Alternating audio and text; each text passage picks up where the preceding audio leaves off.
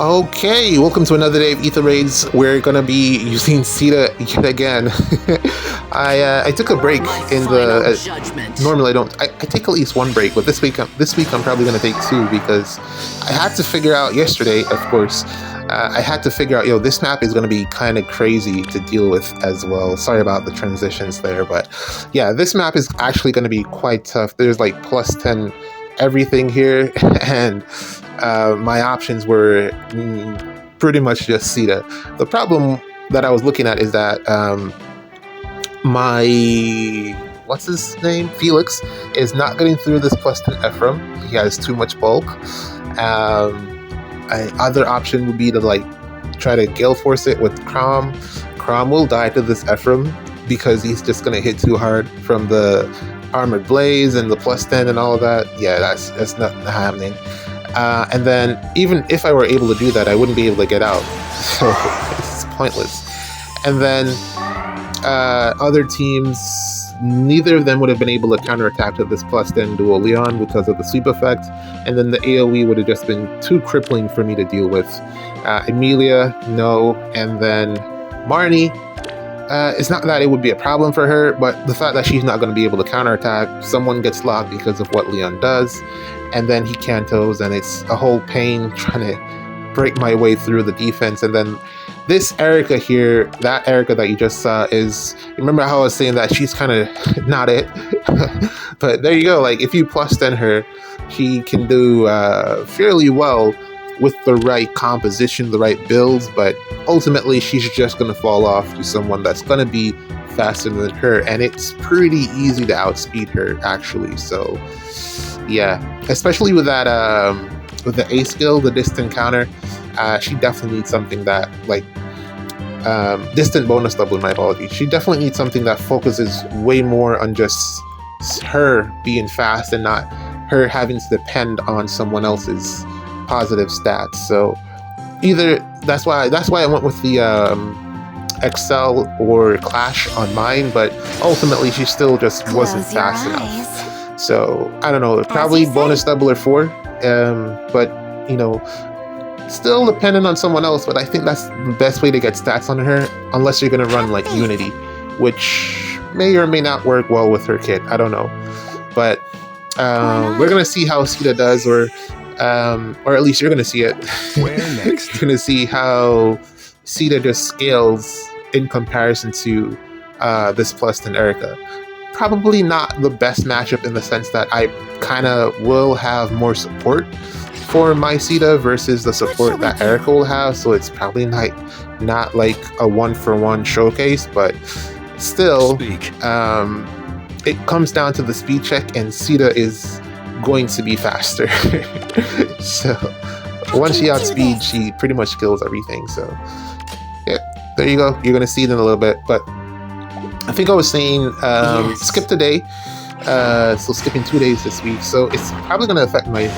Well, I don't know. We'll see what the defense replays show. I don't know. I still haven't I wonder because if everybody starts playing their matches on the last couple of days, then what does that mean for the whole ranking system? How will that impact the game and I don't know. I'm still waiting to see if it really changes anything. So far, I'm not really so sure. I feel like a lot more people hit rank 1 last Chaos season than normal, but also at the same time, the unit choices and the fact that it was version 6, those units are really good. That's when you start getting into the good units, 6, 7, 8. I don't think they're going to do 8, but that's when you start getting into the units that are just really, really busted. So it makes sense that more people would be able to hit those higher ranks because they have better choices to select from in terms of usable units that are just really, really good. So understandable from that standpoint. I don't know how much just waiting to clear matches actually affected that. It is ultimately what I'm saying, which is, I don't know, something that might become more of a thing as we go on. But personally, I'm just I just took a break because I needed to build my dark defense, and I feel like I got I made 2 different defenses because I wanted to fit Emblem Marth in, because dragons are back, I feel. Well, at least maybe for a little bit. and he does exceptionally well against low dragons, especially with the potent. He's like the only one that actually does what, the potent thing. It doesn't even matter. And she's just so nuts, man. She's so good. Anyway, so yeah. Marth is the only one that does that thing where the potent actually hits 3 times, potentially. Granted, you'll probably get like 2 low star rushes in there if you like get it right. As you say. And it's fairly easy to do, especially on defense. You can get it to pop off. The problem is finding a partner for him. Although I guess if you have a highly invested Brave Emblem Marth, it's not that hard. But I just have a +1. Ultimately, I feel he needs Felix's kit. So you probably want to fodder a Brave Felix to him to make him be optimal. I'll get us there. If not that, then you want to give him the Sigurd ring. But giving him the Sigurd ring kind of slows down the rest of the team, unless you're going to put him in the front. But putting him in the front, you need him to be able to get out of the way.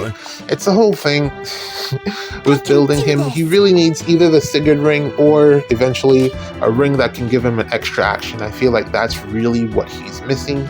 But for now, just being able to get Felix's entire kit, he will put out a ton of damage. So he hits so hard into dragons, but he struggles against like blue near saves, and that's really why he's not like more prominent in comparison to Felix. If he was able to do the adaptive damage thing, if he could get like Hexblade, maybe he could work out a little bit more in his favor. I don't know. I'll think about it. I'll give that a try just to see what the damage output is like, because you can outsource Hexblade. So I'll see what that's like. But I still don't think he'll do as well as Felix in just a one-to-one comparison. But against dragons, he will, because he has potent and the effective damage against dragons. So I feel like I wanted to use him on defense, but ultimately I had to drop him because I just couldn't get the team balance right. Which is crazy. I would have had to drop all of the mythics just to get the balance of the team correct. I feel like we need a mythic save for Dark Season. Kind of like how you have for Mortis for Anima. We need someone for Dark Season. And I think we're probably going to get one. I'm kind of waiting, hoping that it happens. But, I mean, hopefully we get Nidhogger. I would be, like, really happy about that. She's red, which isn't the greatest.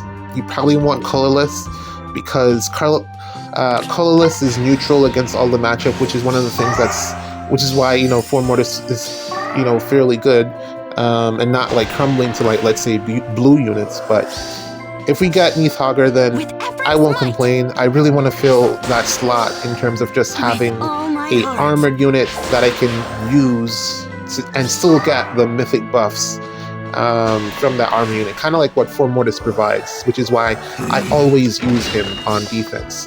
I feel like I need more copies of Shield Fighter. I had my last one, I spent it on, or I used it on Nagi.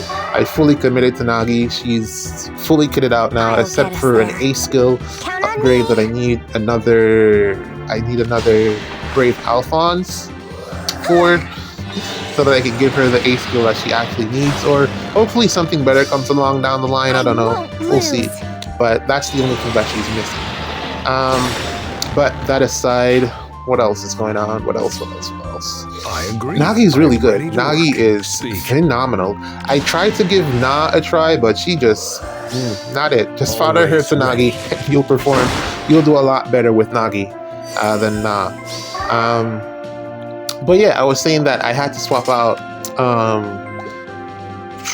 Marth, Emblem Marth, because I just couldn't get the team balance properly. If you're gonna use them, you need a blue unit that kills, or that is able to take out everything else. You can probably get away with Sigurd sometimes, Emblem Sigurd. I am the answer. It's kind of debatable, 50-50 if it'll work in your favor all the time. And also the fact that sometimes like Ike is still a thing. That was really the main reason that I had to drop him, because the team balance wasn't able to, he himself and I'll Lamarth get us there. not able to take out Ike. So I I had to agree. fit a blue unit in there that was able to do that, just so that the team could be balanced. And then I realized that if I'm going to put a unit here just to take out Ike, then I really could just swap Marth out, since he's just failing altogether, and just use Felix. And that's ultimately what I ended up doing. I just put Felix in, and we'll see what the results are from the performance of the defense next week. But let's see. Okay, here's the second match of the day. We got Fagado here in the display, and this should be pretty easy pickings for Marnie.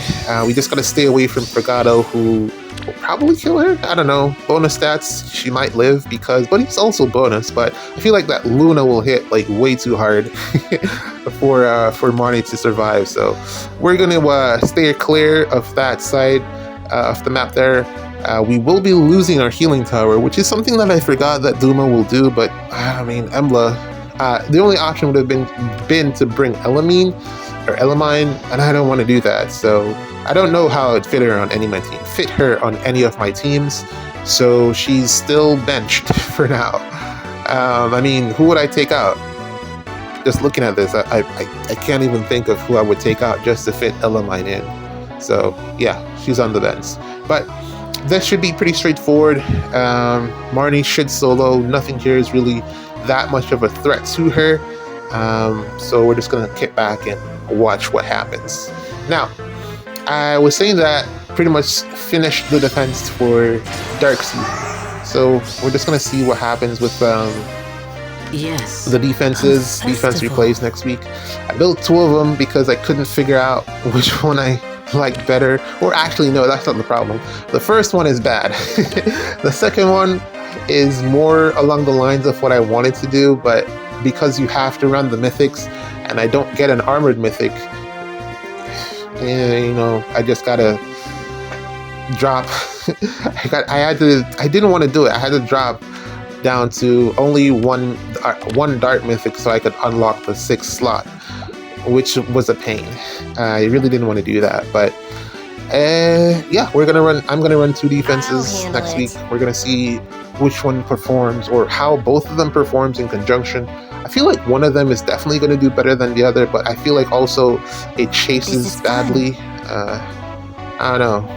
We'll see. I can do this. And also, I really wanted the fact that I'm using Not is the whole reason why I wanted her from Binding Worlds. Now I gotta figure out what to do about the Dragonflowers, because she's really like way behind, and it would really help her out, just like in her overall performance. But I don't know, man. It is what it is.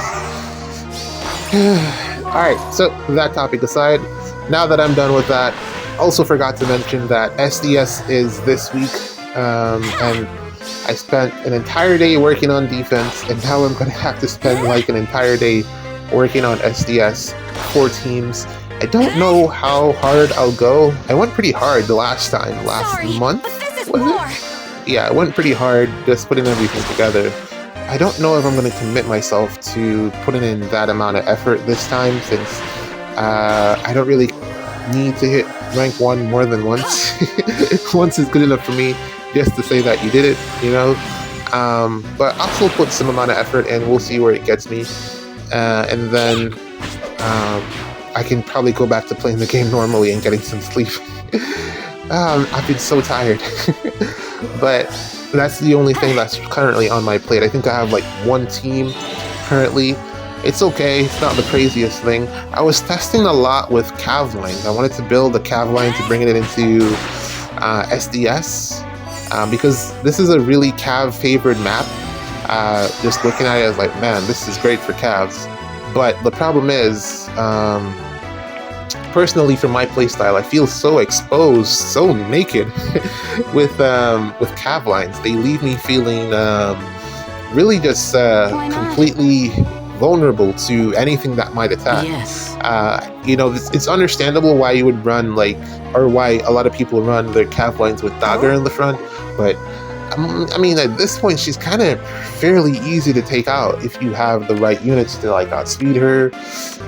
Actually, no. Dagger is actually a really good unit because of that unity, so I probably want to take that back. She's actually fairly good. Yes. But still, I am the answer. I feel so exposed running Where a next? This is fun. running a cav line. So I don't think I'm going to do that. I'm going to figure out like a way to put together. Maybe if I feel like flyer lines are more along my gameplay style. So if I'm going to do anything, I'll probably like put a combination of flyers or just some bulky Come bulky praise units, me? saves, armors. Of course, same armor, same. I am same ready to difference. work. Melee units rather, Festival. and see how that works out for me. I have enough, so it shouldn't Yes. be that hard. Where next? Like, I was actually like, I kind of benched Brave Alphonse, and then I was like, wait, let's see what he can do.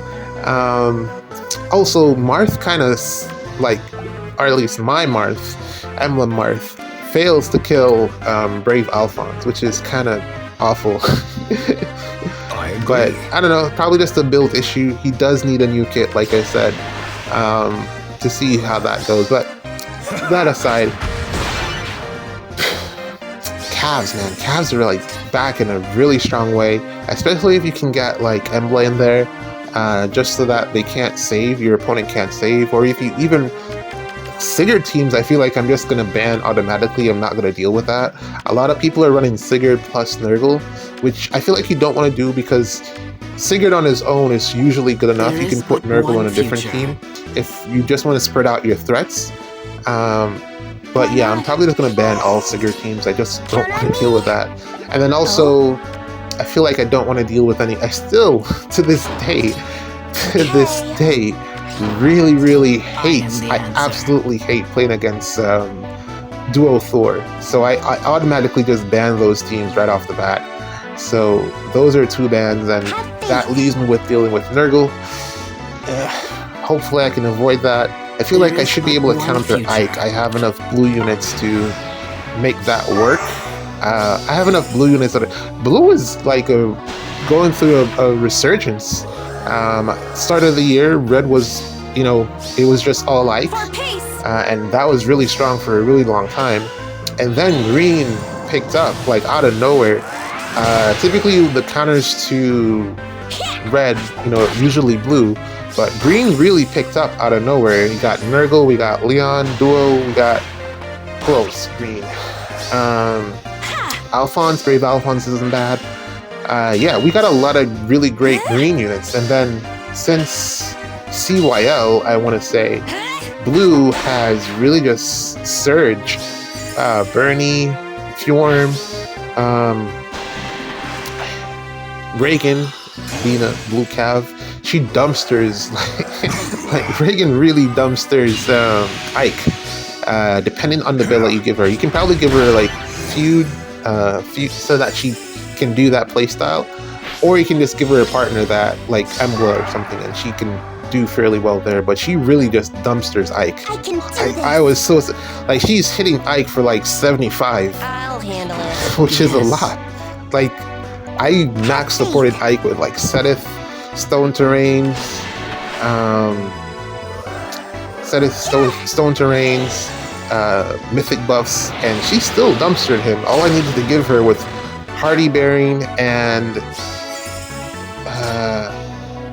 I am the answer. I This guess is fun. like if I could I am throw ready to feud in work. there, but Hardy Bearing plus Micaiah support with Discord, and then There is but one future. Insight. I had Insight support, Close your eyes. so she was getting that because of the movement and I stuff. am the answer. And yeah, she was A festival. consistently just dumpstering Ike. Like, if mine is like not like plus 10, 83 health, like the max investment that you can get in Ether Raids, mine is not that much. I could get him. I could only get him up to I like, agree. I want to say 71. But Yes. I guess if I were really to like go all the way in and like strip away all of Ike's support, Setith primarily, she like absolutely just destroys him. And the great thing about Regan that I was like noticing during the test is that she can eat. She literally just eats the full Great Ether. Like, it does typically like 20 to 30 damage, and she just survives. She can just live the Great Ether, which I think is actually fantastic, because he solos, like, Ike is able to Great Ether pretty much everything else to the face, and like usually he wins. Like, he takes out Brave Seliph with the Great Ether. Oh, granted, Miracle, so call that what you will. Which also, Seliph can take out Ike, but that's not really his job.